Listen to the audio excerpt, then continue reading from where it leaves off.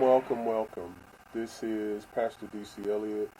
This is Real Talk with DC, and I'm coming to you today just to touch base with you. Um, Man, there's been so much stuff going on in the world these days, and I haven't taken the time to really chime in on much of what's been going on. But as it is August the 1st, we're just a couple of days away from voting. And so I was thinking about the importance of getting the vote out. I was also thinking about the census and how important that is just to be counted, and hearing a lot of the fear that is surrounding uh, turning in your information for census without people realizing the impact that it has on communities as far as funding from the government. It is more important than ever that we as people, we as especially black people, make sure that we are counted, make sure that we are registered, and that people are aware that we exist. Even in the face of believing, in some cases, it does not make a difference. See, that is the challenge. When people have you thinking that your presence doesn't matter, and that becomes the motivation for you not getting involved, then they have a win over you in regards to how you're going to behave and react in the situation when it comes to voting. And then it becomes their advantage. So let's think about the upcoming election. What will happen if black people don't come out in numbers and vote? Well, the potential for the president that we currently have staying in office goes up exponentially, because we have the ability to change the dynamic of vote in every city. And there are people who believe in us and who will stand with us um, in regards to voting in a way that's going to be beneficial to the people, the average people, the poor people, the lower income people. They'll stand with us and hear and have our voices heard and support us with their votes as well, if we would just stand up and show up. Voting is important. Even if you don't feel like it is going to make a difference, that is the snow job that they have you under, to believe that you shouldn't even waste your time going out to vote.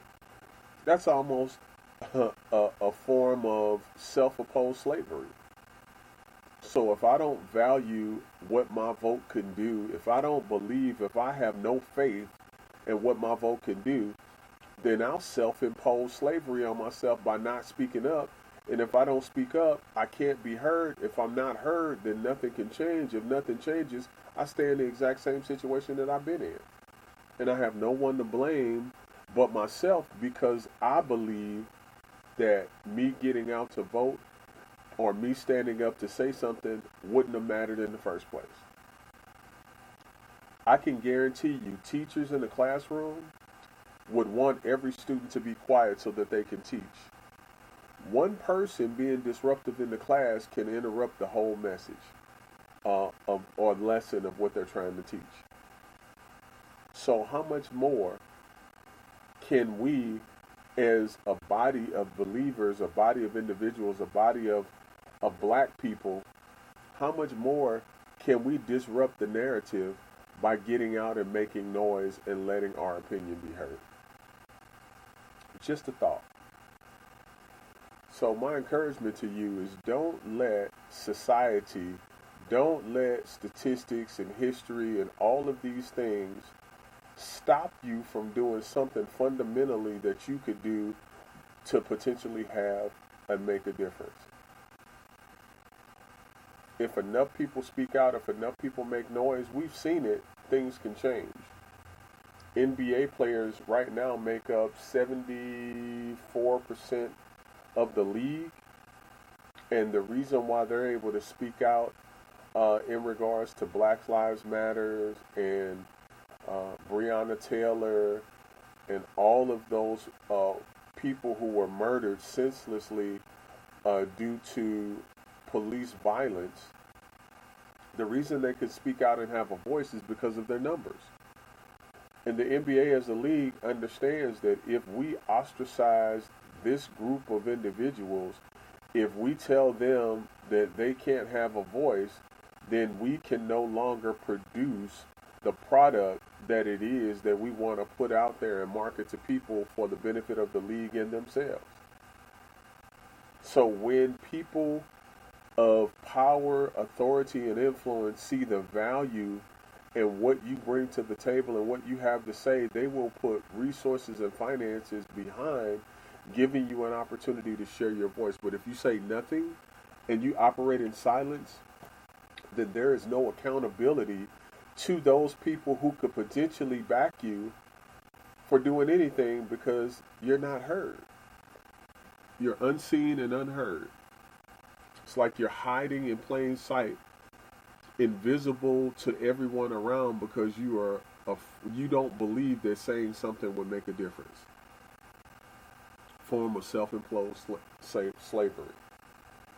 Self-imposed slavery. It's crazy when I think about it. And I'm baffled in my mind as to how I even allowed myself to be in that mindset before. How could I have convinced myself so thoroughly that not saying anything and not speaking out would be effective? How did I expect to make a change when I put no energy, no time into the atmosphere to cause change to happen? It's amazing as I think about it. Nothing in life that I've obtained came from doing nothing. Not that was profitable, not that was fruitful, and not that was sustained.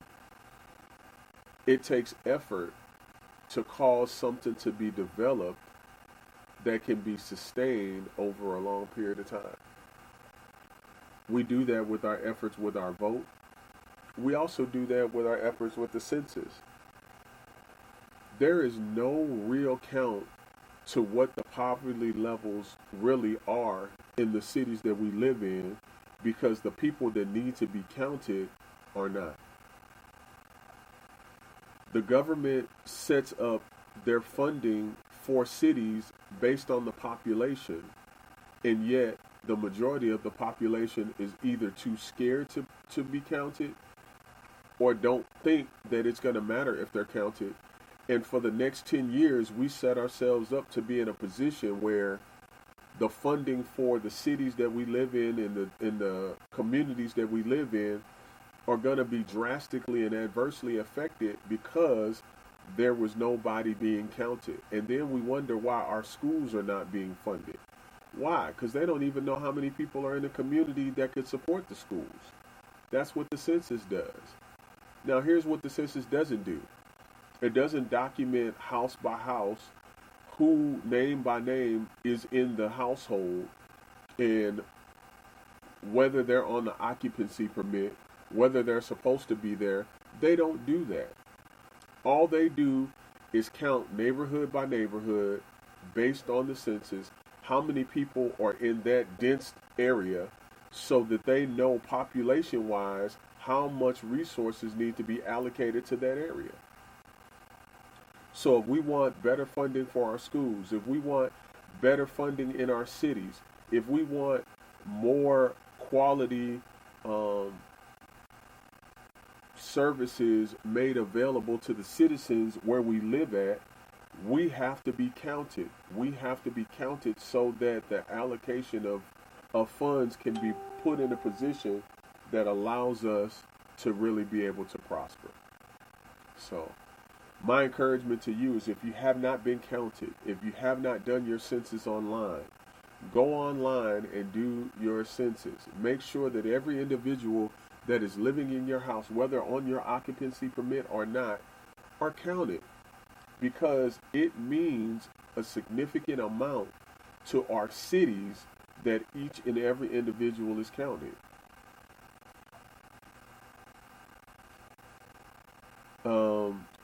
also want to just talk about, just for a moment, being aware of the elections that are coming up and the importance of them. Again, awareness to who's running and what they stand for is key. A lot of people during the time that it's coming up for them to be elected or they run, a lot of information is disseminated in a short period of time in order to create a reputation, in order to create traction for support for people to vote for the individual so that they can be elected.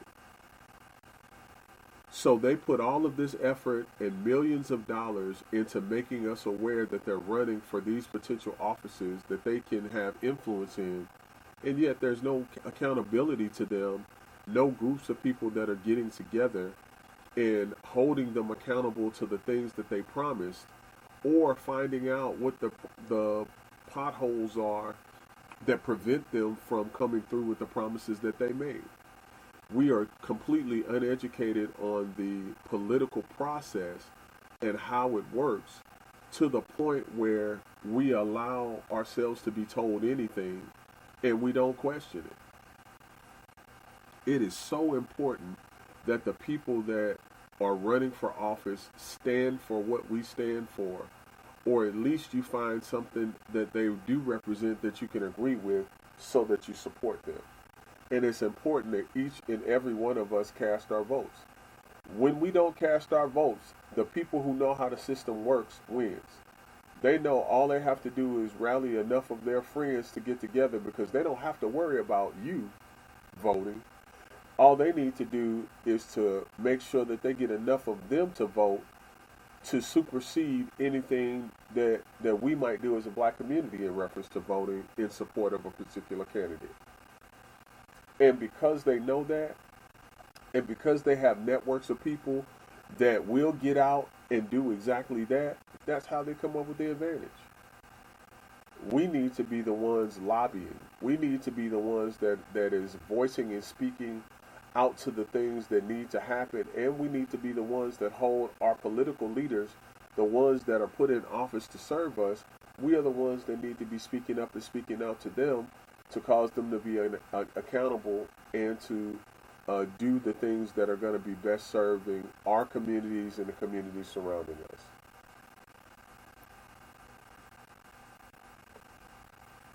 Police reform. This is the last thing that I'll share, and then I'll get off.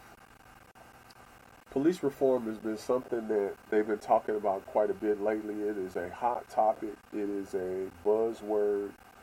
And my thoughts about it is simple.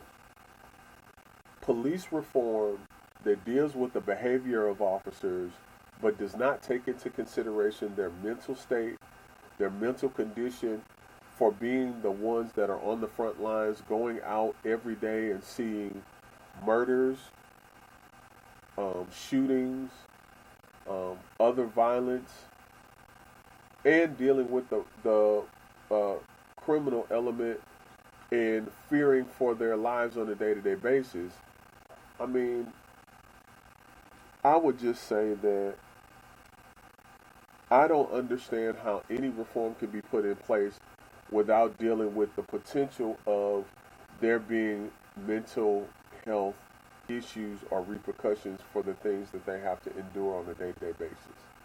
And so any reform that's in place should include a provision that would allow for officers to feel free to get counseling, feel free to get the support that they need, so that they, when they go back out in the street to face the challenges that this world has to offer in the criminal element that don't mean them any good, or us for that matter, they have the ability and the wherewithal, because they've been counseled, so they've been able to get off their chest what's been holding them down, so that they can be beneficial overall.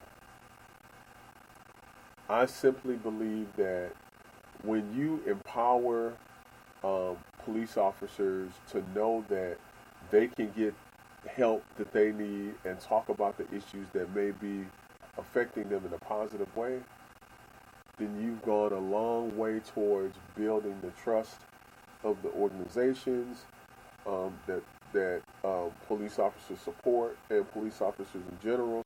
You go a long way to supporting the communities that need viable, healthy officers that are not suffering from things like PTSD out there.